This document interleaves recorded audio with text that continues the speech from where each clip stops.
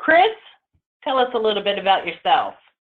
Hey everyone, my name is Chris Penley. I've been with Bolin for closing on 9 years now. I am a senior energy engineer with Bolin, which includes things like benchmarking, auditing, real-time energy monitoring, and building analytics, building system assessments. If it touches energy, I have looked at it.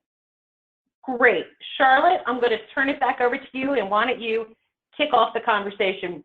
Real quick, for those of you who have questions, you'll see to the right-hand side of your screen the section where you can enter in your questions. Please feel free to type them in throughout, and we'll take those at the end of the session.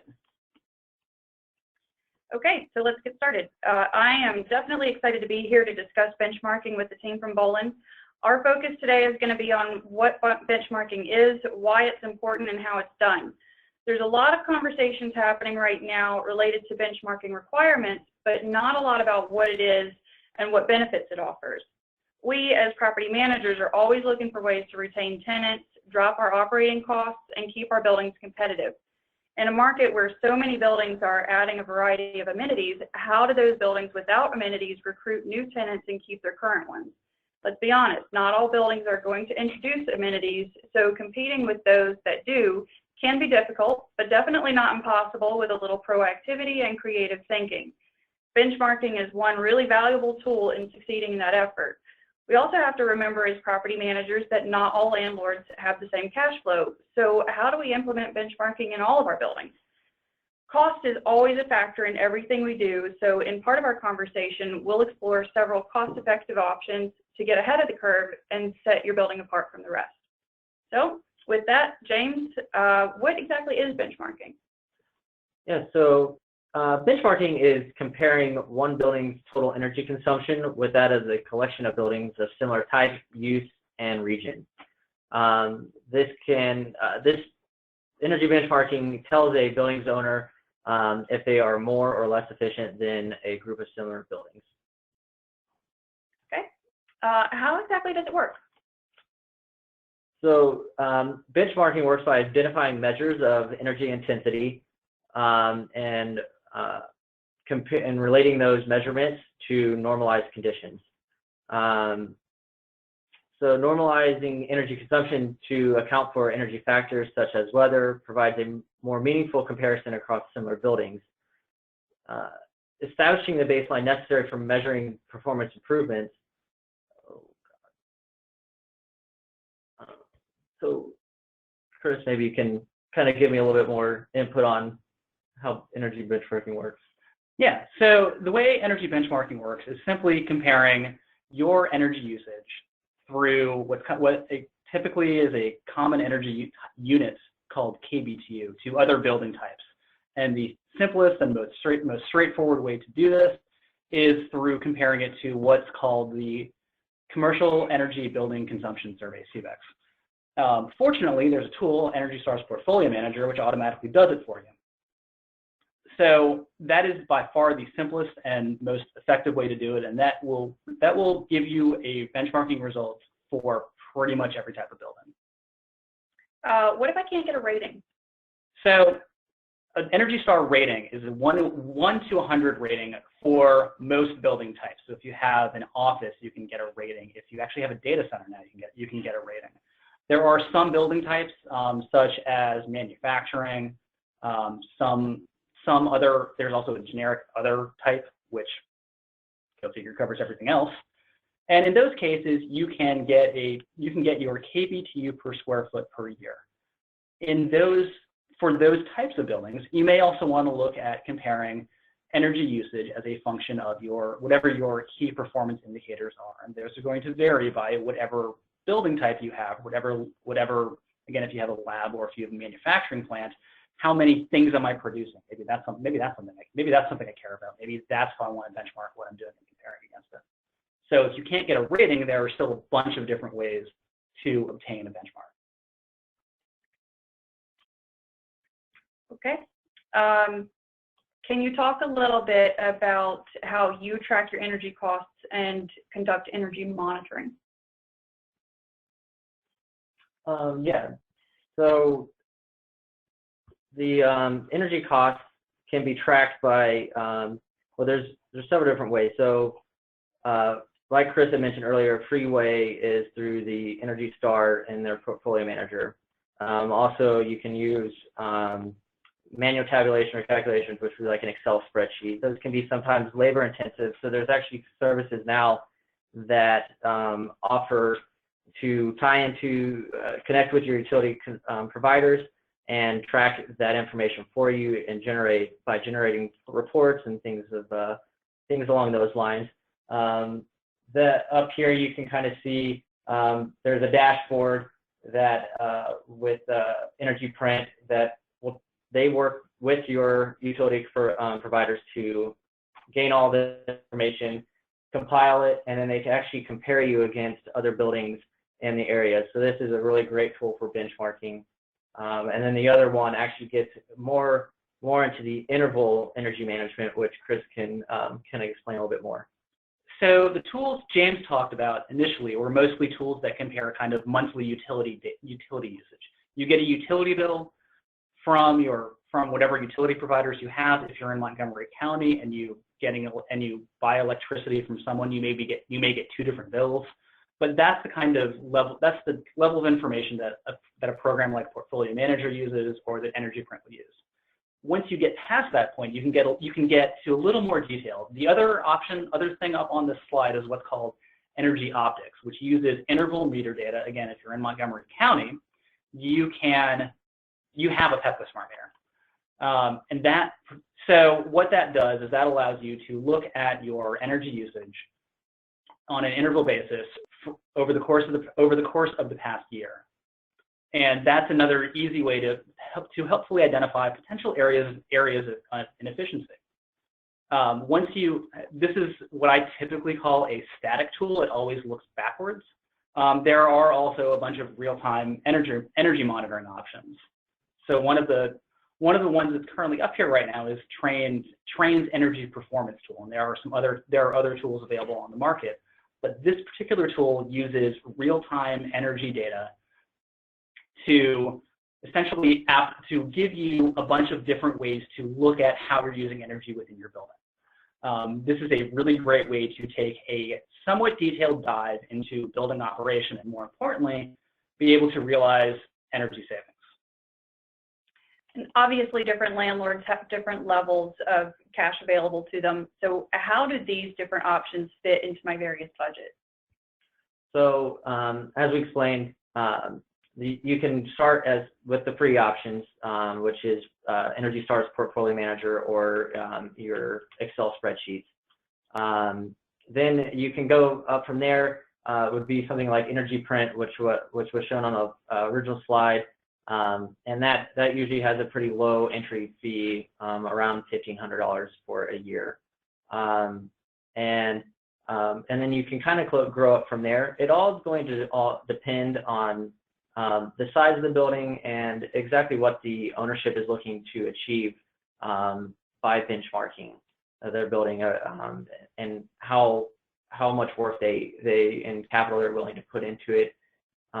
Is kind of vary what kind of tool they really want to use and what will best fit their needs.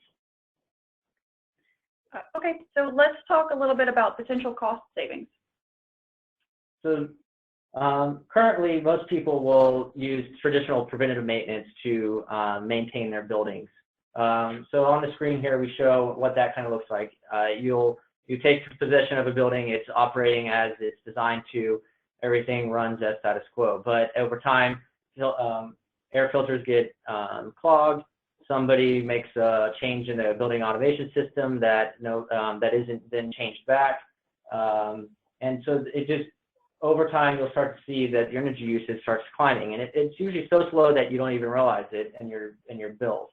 And then you'll have a preventative maintenance call inspection, and maybe you'll change the air filters and you'll reduce back down a little bit, but it continuously kind of goes up and down with the traditional method.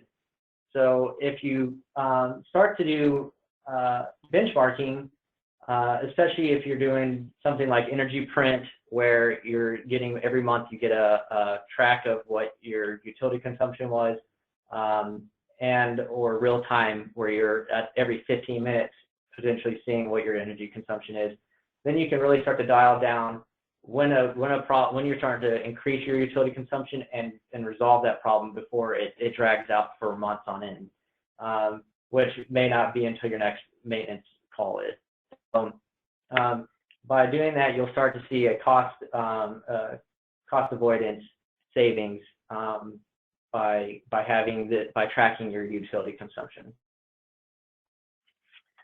Great.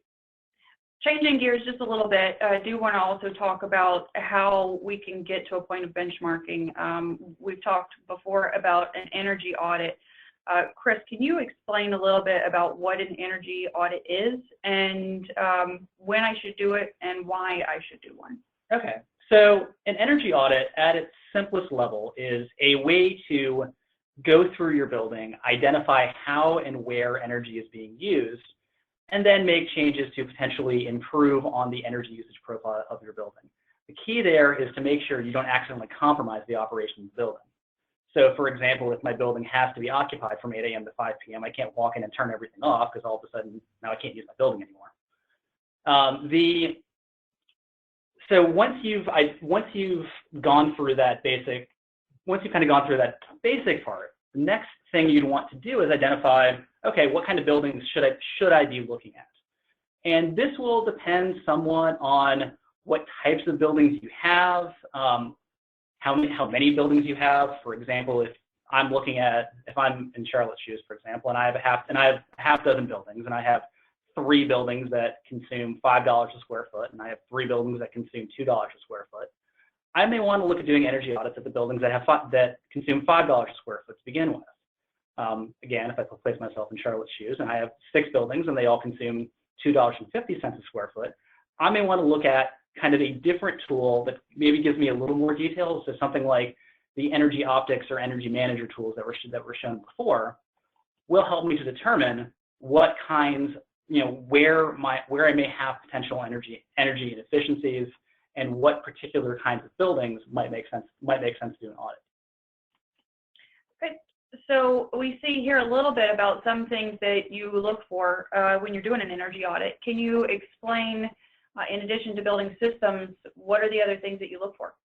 So a lot of times when you're doing an energy audit, let's say the things you'll look at there. So what we have up on the screen right now is kind of an example of various ways you can improve your building envelope, and these are all things that can result from an energy audit. Ultimately, a lot of the times the projects that come out of an energy audit are going to be defined by project payback, which is very simply put, project cost divided by project savings. So if I have a project that costs $10,000 and saves me $5,000 a year, I have a 2-year project payback. So from there, using project payback as a guide, you'll look to identify the projects that have the fastest payback first and kind of move your way out from there, as long as you don't have any. There are some mitigating circumstances. We'll talk about those in a couple of minutes. But by and large, you're looking at projects that are going to roughly fall into one of 4 categories. You may want to turn something on or turn something off that you have on. So if I have a building automation system that runs everything until 9 p.m., everyone leaves at 5 p.m., I don't need to run it over. I may be able to turn my building off for a few hours. Another fairly common option is taking something that's running quickly and slowing it down. If I have, for example, a chilled water pump that always runs at full blast, and I don't need to run it at full blast, I might be able to put something like a variable frequency drive on it. Another fairly common option is retrofitting existing technology you have in your building. For example, if I have a piece of equipment that I might have spent a lot of money to put in, I don't want to go back and replace it after 2 years.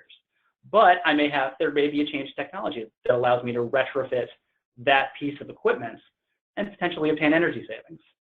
With that being said, occasionally you may want to look at installing new equipment. There are some instances in some buildings where installing new equipment as part of an energy audit makes sense. But by and large, your various measure types that are going to come out of an audit are going to look something like these. What I hear you saying a lot of really is that you really have to be proactive when you're looking at your energy audits. You can't just stop the benchmarking. It seems that we have to take action on actually implementing some of these changes? Yes. So the great part about benchmarking is it will tell you where you are in time. And if that's all you want, great. Ultimately, we're all here for potentially obtaining energy savings. So benchmarking is a tool that allows us to identify a building that could obtain energy savings. However, we want to make sure we take steps to actually perform projects that result in energy savings, which is where the audit process comes into play. So the other question that can come up with this on a somewhat common basis is when or how often. In the examples I had before, the thing that falls out of this a lot of times is there's going to be a natural progression of doing audits. A lot of times you want to focus on your biggest consuming buildings first and kind of work your way down. The other key component is after you've done something, you'll want to make sure that the energy that you've saved persists, which is a fancy way of saying that you don't follow back down the path that we talked about a few minutes ago, where you have energy usage just going up and increasing as soon as everyone walks off the job. Okay. In addition to some cost savings, what are some additional benefits to benchmarking? So as you had said earlier, taking action is important, and so the cost savings is a big benefit. Industry standard ascribes that savings can be anywhere from 3 to 5% in energy consumption, but again, that's if action is taken. Also, you can reduce the operating costs of your building. You can extend the equipment life inside your building, and it's also a good marketing tool, something where you can achieve some sustainable goals and get market recognition. Okay. What we're looking at here is what we call portfolio manager. It's a portfolio manager from Energy Star. Can you talk a little bit about what this is? So portfolio manager is, again, EPA's tool that is a fairly simple, fairly straightforward way to benchmark your building. It requires some rather simple inputs. You'll need to know your prior energy usage. If, for example, you are property manager for an office building, you'll need to know how many hours a week your building is occupied, what percentage of your building is heated, what percentage of your building is cooled, about how many people are in the building, stuff like that. This is a pretty non-technical tool as far as benchmarking tools go. Once you have a building in Portfolio Manager, it's in Portfolio Manager. With that being said, it does not automatically update unless you're looking at an enhancement to a benchmarking tool such as an energy print, which will allow you to automatically update utility data. Okay. Obviously, we cannot talk about benchmarking without talking about some of the requirements. Can you guys talk a little bit about the Montgomery County benchmarking laws? Yes. So the Montgomery County benchmarking laws kind of originated a couple of years ago. If you have properties in DC, it's fairly similar. What we have up on the screen right now are kind of what they're calling their Group 1 and Group 2 allocations. When DC did it, it was a little bit different. So if you have buildings and you remember back then, it looks a little bit different than you had it before.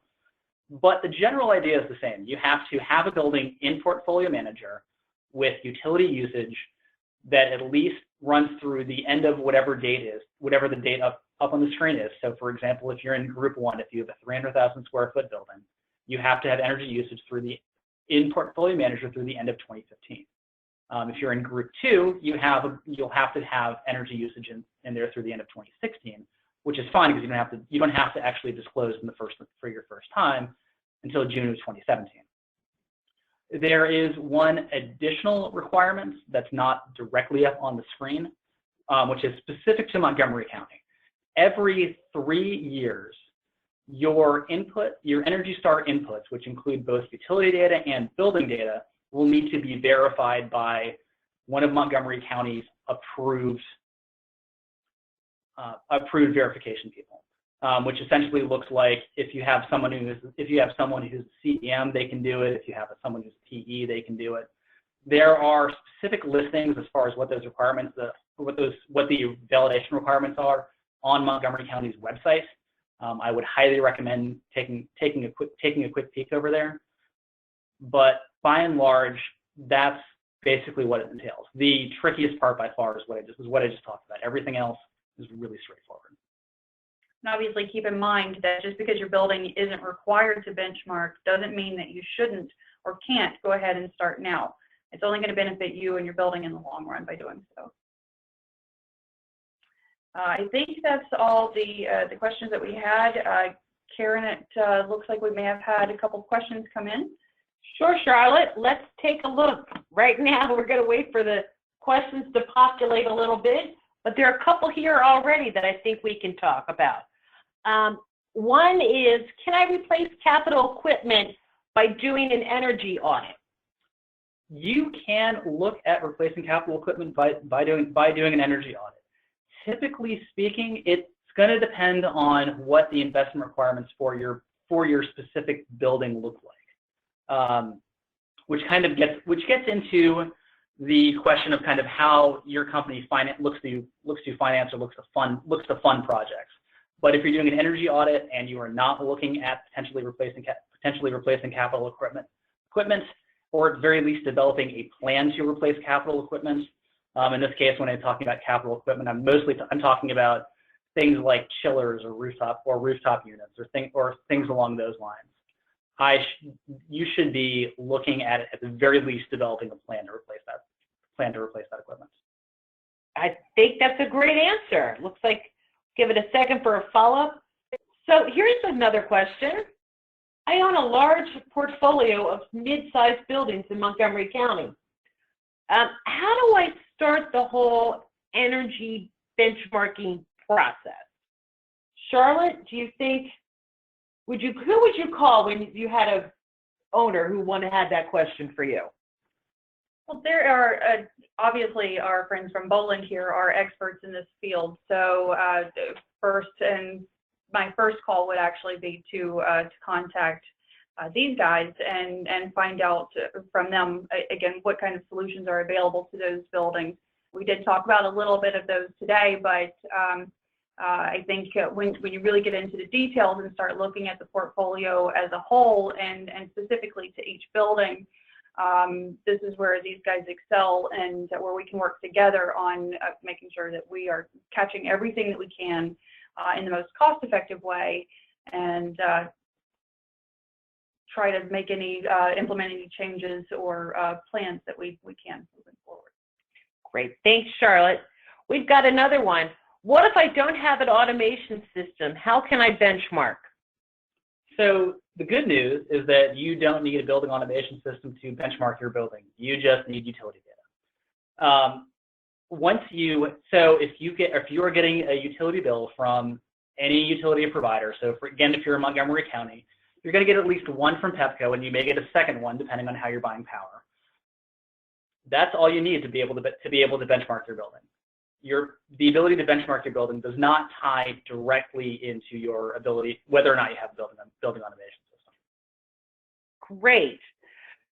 So another question we have here is, I hear a lot of talk about lighting projects. Can I just do a project without benchmarking? If you want to. That's the simplest answer is, if you're looking at just arbitrarily doing a lighting project, you can do it. I would suggest at the very least doing a benchmark before and after the lighting project to make sure that you're obtaining the savings that you were looking at. For example, if I don't benchmark my building and I'm just getting utility bills and I'm spending money on utility bills and someone comes in and tells me they can save $150,000 in lighting, I have no way to really figure out if that number actually makes sense. But if I benchmark my building and I found out that I'm spending $4 million a year in electricity, and someone comes in and tells me that they can save me $150,000 in lighting, well, okay, that makes sense because I'm spending a significant amount of money already. So that seems like it might be reasonable. After we've done the project, I can compare my utility usage after the project is done to my utility usage before the project is done, and that can serve as a basis for comparison to make sure that my energy savings that someone told me has been achieved. This sounds a little tricky, right? There's a lot going on there.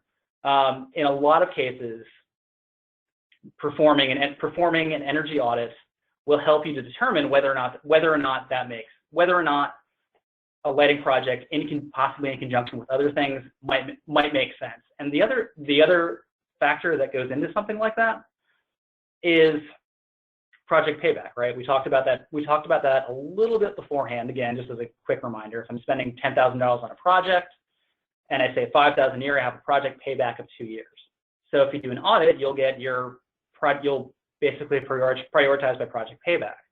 And it may be in your building that a lighting project may not be the most advantageous project that you have. For example, if you retrofitted your lights 6 months ago, I probably wouldn't do a lighting project.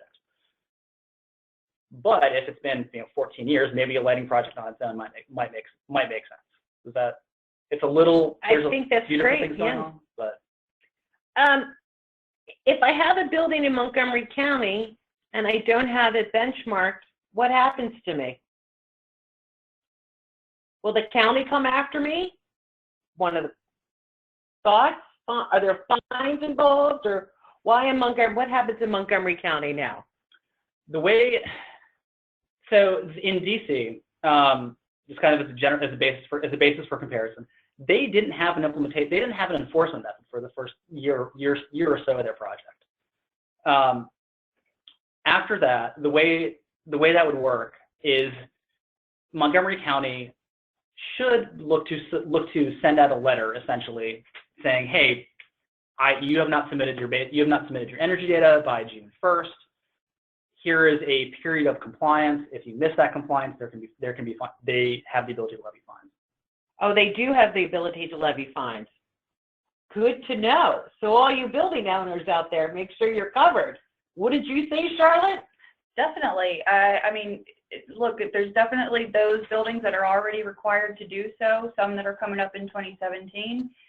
So it's important to go ahead and get started and make sure that you don't take the unnecessary cost of fines.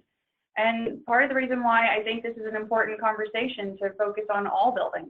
Eventually, all buildings are going to end up having this requirement. That's my guess. So why not start now and see what you can do to go ahead and get ahead of the curve? Well, great. I think we've covered all of our questions here. I know on behalf of the Cheer Partners team and Charlotte, I speak for them with saying thank you for joining us today. We'd like to position ourselves in the market as a friend and resource to our clients and future clients. And then for our friends at Bolin, they're not comfortable until you are. So you'll be receiving in the next couple of days a recording of this webinar and all the contact information for our speakers here today. And if you have any questions, I have Charlotte's email up here and you can email her directly. So on behalf of everyone here today, thanks so much for joining us, and we will chat with you soon.